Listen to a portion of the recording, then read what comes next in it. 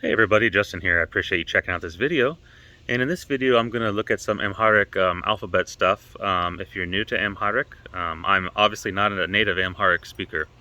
So please do seek out a native Amharic speaker, an Ethiopian, to tell you the truth and correct my bad accent and things like that.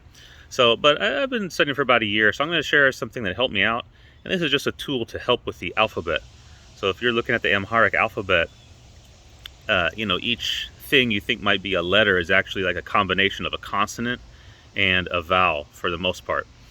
I have this thing that I used, and it's just a tool. So the thing with these tools is, like, once you learn it, you don't need the tool. You can throw away the tool. I want to share with you today, and I'm going to of be.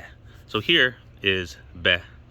Be, bu, bi, ba, be, bo. So that is the Amharic be, the letters there. And you can see this is be, and then here you kind of put the vowels on the ends, right? The pronunciation of be with the vowel. So bu, I, a, I, o.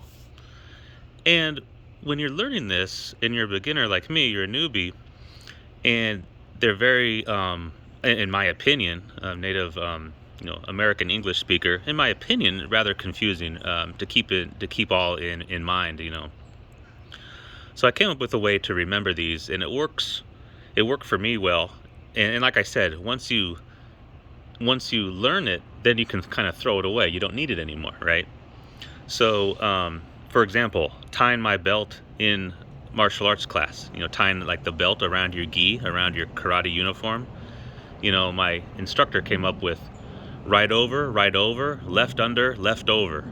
And the leftover is last because it's like food, it's left over. Well, I've tied that belt now, seriously, like, I have a black belt and a couple other belts, so I must have tied that belt thousands of times in my life. So I don't use that tool for remembering anymore, right? So it's the same thing here. So if you notice, what I noticed is these different, marks on be, on the letter. Okay, these different marks. First of all, it's very unique, and then kind of just the different shapes, like ba and bo, the different shapes of those. Okay, and so some of these are very similar. It's just like this is, if you look at these as legs on a person, the left leg's up, this right leg's down, and vice versa on this side. And this looks like a little ball or something. I call it an egg for reasons I'll say in a second. And these look like maybe hands. Okay. Now, by the way, this system will definitely not work, or this method will definitely not work on every letter in the alphabet, in the Amharic alphabet. I would say it works on the vast majority, but there's some where this pattern is not there, and those you just have to learn, memorize, and learn those. But you'll find it works on a good percentage of them. I don't have the actual percentage. I can probably get that, but it works on a good chunk of them. So here we go. So let me do this one first. So so be, it has an sound. So anything with a little ball there, to me that looks like an egg. Okay, so that's why I have it underlined. Be, egg. I just think egg when I see that. Okay, so I know it's be, ba, be, egg. Okay. Now these ones I kind of group together, this ba and bo. Imagine, so here's my explanation. So imagine this is a hurdle, like in track and field that you have to jump over, okay? This would be an awkward jump. So like ba, for awkward, Imagine if you're going to jump over a hurdle, but your front leg is not lifted. It's an awkward jump. It's an awkward jump. Whereas this one is o.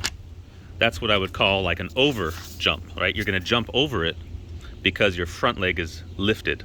So that's bo, like o, over. Okay. So just imagine you're a person facing that hurdle and you're going to jump. The first one's awkward. The second one's over. Ba, bo. Okay. And then this one, B, this looks like, it looks like a foot. And I just said feet. So E, B, B looks like feet, okay? Then these last ones are grouped together, the bu and bi, bu, bi, and those look like hands to me. So if I look at this and pretend it's, you know, my hand, you know, my right hand, okay? So how I remember that, and this is a little convoluted, but like I said, it works for me. So it worked for me, okay?